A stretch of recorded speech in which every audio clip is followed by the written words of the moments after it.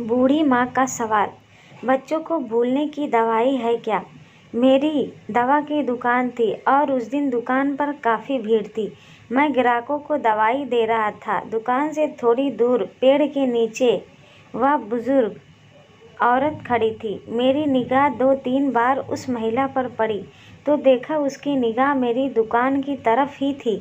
मैं ग्राहकों को दवाई देता रहा, लेकिन मेरे मन में उस बुजुर्ग महिला के प्रति जिज्ञासा भी थी कि वह खड़े खड़े क्या देख रही है।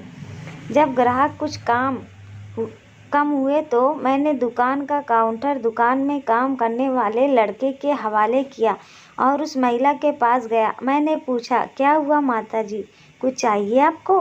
मैं काफ़ी देर से आपको यहाँ खड़े देख रहा हूँ। गर्मी भी काफ़ी है, इसलिए सोचा चलो मैं ही पूछ लेता हूँ, आपको क्या चाहिए? बुजुर्ग महिला इस सवाल पर कुछ सकपका सी गई। फिर हिम्मत जुटाकर उसने पूछा, बेटा काफ़ी दिन हो गए, मेरे 2 बेटे हैं, दोनों दूसरे शहर में रहते हैं। हर बार गर्मी की छुट्टियों में बच्चों के साथ मिलने आ जाते हैं। इस बार उन्होंने कहीं पहाड़ों पर छुट्टियां मनाने का निर्णय लिया है बेटा, इसलिए इस बार वो हमारे पास नहीं आएंगे। यह समाचार मुझे कल शाम को ही मिला। कल सारी रात ये बात सोचकर परेशान रही, 1 मिनट भी सो नहीं सकी।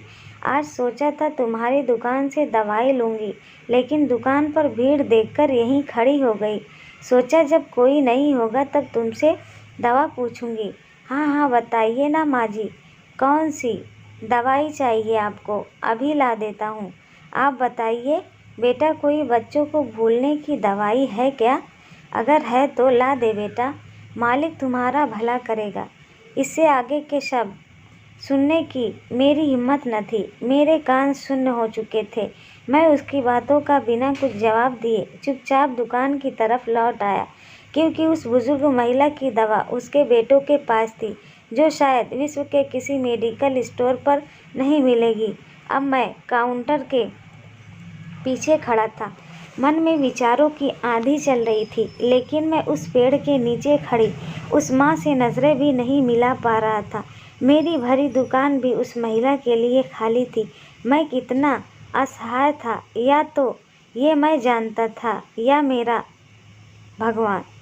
अब जब भी अपने शहर में ये सुनता हूँ कि इस बार गर्मी की छुट्टियों में हम गांव ना जाकर कहीं और घूमने जा रहे हैं, तो वे पेड़ के नीचे उन माता जी की वेदना अंदर तक झंझोड़ देती है। यह कहानी जो संसार में माँ के प्रेम को, वेदना का एहसास करा रही है। तो कैसी लगी आपको कहानी? पसंद आई है तो लाइक करें, शेयर करें, चैनल को सब्सक्राइब ज़रूर कर लें।